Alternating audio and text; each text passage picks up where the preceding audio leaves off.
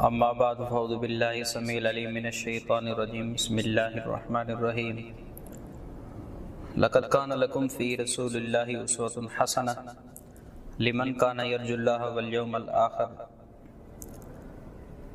مسلمان کسے کہتے ہیں؟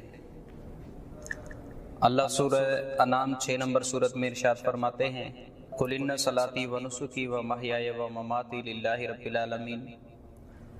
اے نبی آپ کہیے کہ میرا نماز پڑھنا، میرا قربانی کرنا، میرا جینا اور میرا دنیا سے جانا سارے کا سارا اللہ کے لیے جو کہ اللہ تمام جہانوں کا رب ہے۔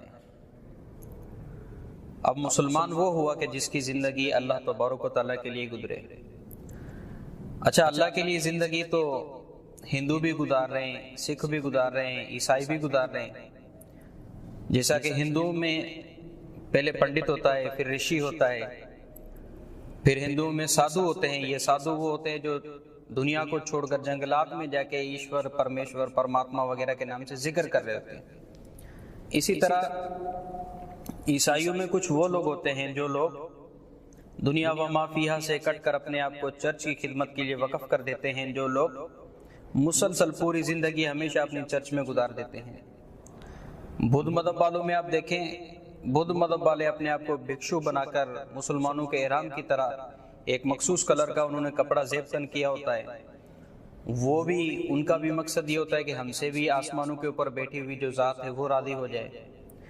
مسلمان بھی اللہ کو راضی کرنے کی کوشش کر رہا ہے، ہندو بھی اللہ کو راضی کرنے کی کوشش کر رہا ہے، عیسائی، سکھ، بدھ مذہب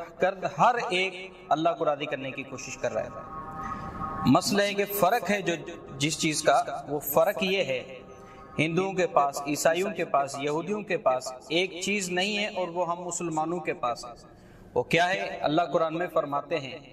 لقد کان لکم فی رسول اللہ اسوۃ حسنہ، لوگوں تمہارے لیے رسول اللہ صلی اللہ علیہ وسلم کی زندگی میں بہترین نمونہ ہے،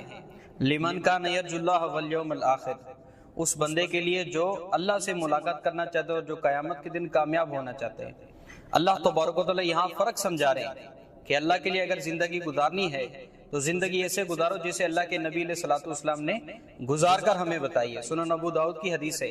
اللہ کے نبی صلی اللہ علیہ وسلم نے فرمایا لقد علمتکم کل شیء حتی الخراۃ، آپ صلی اللہ علیہ وسلم نے فرمایا میں نے تمہیں ہر ایک چیز سکھائی ہے، یہاں تک کہ میں نے تمہیں باتھ روم کرنے کے آداب بھی سکھائے ہیں۔ اللہ کے نبی علیہ الصلوۃ والسلام جنہوں نے ہمیں ہر چھوٹا، ہر بڑا، ہر معاملہ جو میری زندگی کے لیے ضروری ہے، اللہ کے نبی صلی اللہ علیہ وسلم نے ہمیں پریکٹیکل کر کے، عملی طور پہ آپ صلی اللہ علیہ وسلم نے ہمیں کر کے دکھایا ہے۔ تو ہم لوگ آج کس غلط فہمی میں مبتلا ہیں؟ آج ہم اللہ کے نبی علیہ الصلوۃ والسلام کے طریقے کو چھوڑ کے، راستے کو چھوڑ کے، اللہ کے نبی صلی اللہ علیہ وسلم کے راستے سے ہٹ کر ہم دیگر لوگوں کے پیچھے لگے ہوئے ہیں۔ ہم نے اپنے لیے کردار، ہم نے اپنے لیے رول ماڈل، ہم نے اپنے لیے اتھارٹی دیگر چیزوں کو بنائے ہوئے، دیگر شخصیات کو بنائے۔ اللہ کے بندے، اللہ کے نبی علیہ الصلوۃ والسلام تو وہ ہستی ہیں کہ آپ علیہ الصلوۃ والسلام کے آنے کے بعد اللہ تبارک و تعالیٰ نے سورہ آل عمران میں فرمایا وَإِذَا أَخَذَ اللَّهُ مِيثَاقَ النَّبِيِّينَ، اللہ نے نبیوں سے وعدہ لیا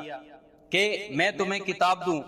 میں تمہیں شریعت دوں، اس شریعت کے آنے کے بعد تمہاری شریعت چل رہی ہو، تمہاری سنتوں پہ عمل کیا جا رہا ہو، میرا نبی آ جائے، نبیوں تم نے کیا کرنا ہے؟ نبیوں تم نے یہ کرنا ہے لَتُؤْمِنُنَّ بِهِ وَلَتَنْصُرُنَّ، تم نے اپنی شریعتوں کو چھوڑ کے اس پہ ایمان بھی لانا ہے، اس کی مدد بھی کرنی ہے۔ فاروق اعظم ایک بار تورات کی تلاوت کر رہے تھے، آپ صلی اللہ علیہ وسلم نے فرمایا عمر یہ تو تورات ہے، لَوْ كَانَ مُوسَىٰ حَيًّا مَا وَسِعَهُ إِلَّا اتِّبَاعِي، فرمایا اگر موسیٰ علیہ الصلوۃ والسلام بھی زندہ ہوتے، حیات ہوتے، موسیٰ علیہ الصلوۃ والسلام کو بھی میری اتباع، میری پیروی کرنے کے علاوہ اور کوئی چارہ نہیں ہوتا۔ عیسیٰ علیہ الصلوۃ والسلام اللہ تبارک و تعالیٰ نے معجزے کے ذریعے، اللہ تبارک و تعالیٰ نے ان کو پیدا کیا ہے، اللہ تبارک و تعالیٰ نے ان کو اب کلمت اللہ کے نام سے اللہ تبارک و تعالیٰ نے ان کو ملقب کیا ہے۔ عیسیٰ علیہ الصلوۃ والسلام بھی قرب قیامت دجال سے مقابلہ کرنے کے لیے آئیں گے، وہ نبی بن کر نہیں، انجیل کی شریعت لا کر نہیں، بلکہ محمد مصطفیٰ،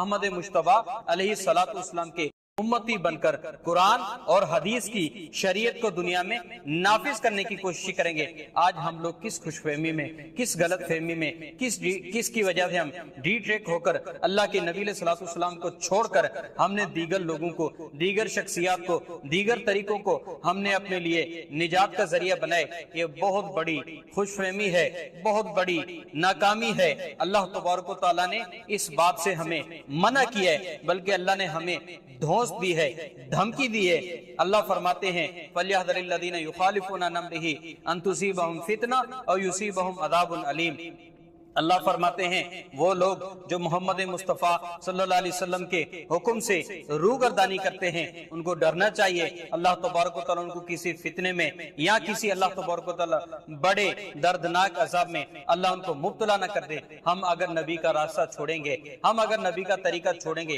یاد رکھیے اللہ نے تو ہمیں آزمائشوں میں، عذابوں میں مبتلا کرنے ہی کرنا ہے۔ ساتھ ہی قیامت کے دن ہم لوگ جب محمد مصطفیٰ احمد مجتبی سرور کائنات فخر موجودات علیہ الصلوۃ والسلام کے حوض کوثر پہ جب قریب جائیں گے، محمد صلی اللہ علیہ وسلم ہمیں ویلکم کرنے کے لیے آگے بڑھیں گے، فرشتے بیچ میں رکاوٹ ڈالیں گے، فرشتوں کو محمد صلی اللہ علیہ وسلم فرمائیں گے یہ تو میرے امتی ہیں، تو وہ فرشتے کہیں گے آپ کو نہیں پتا آپ کے جانے کے بعد ان لوگوں نے آپ کی شریعت میں، آپ کے راستے میں کیا کیا تبدیلیاں کر دی۔ آپ فرمائیں گے سوکن سوکن لمن غیر بادی، آپ فرمائیں گے وہ لوگ جنہوں نے میرے جانے کے بعد میرے دین میں، میری شریعت میں تبدیلیاں کی، آپ فرمائیں گے ان کو مجھ سے دور ہٹا دو، ان کو مجھ سے پرے کر دو۔ اللہ کے بندو، ہمیں ہر وقت اٹھتے بیٹھتے، کھاتے پیتے، لیتے دیتے، دکانداری کرتے اور کسی سے رشتہ داری کرتے، ہمیں ہر وقت یہ سوچنا چاہیے آیا میں یہ جو معاملات کر رہا ہوں یہ معاملات اس چیز کے مطابق ہیں کہ جس کو محمد صلی اللہ علیہ وسلم نے ہمیں تعلیم دی ہے، یا اس کے الٹ ہیں؟ کہیں ایسا نہ ہو ہم خوش فہمی میں مبتلا ہو کر اپنا الو سیدھا کر رہے ہوں اور قیامت کے دن ہم اس خوش فہمی میں مبتلا ہونے کی وجہ سے ناکام اور نامراد ہو جائیں۔ اللہ تبارک و تعالی ہمیں محمد مصطفیٰ احمد مجتبی علیہ الصلوۃ والسلام کی شریعت مطہرہ سمجھنے، پڑھنے، عمل کرنے، اس کے مطابق تبلیغ و ترویج اور اشاعت کرنے کی توفیق عطا فرمائے۔ وما علیہ الا البلاغ المبین۔ قل إن كنتم تحبون الله فاتبعوني يحببكم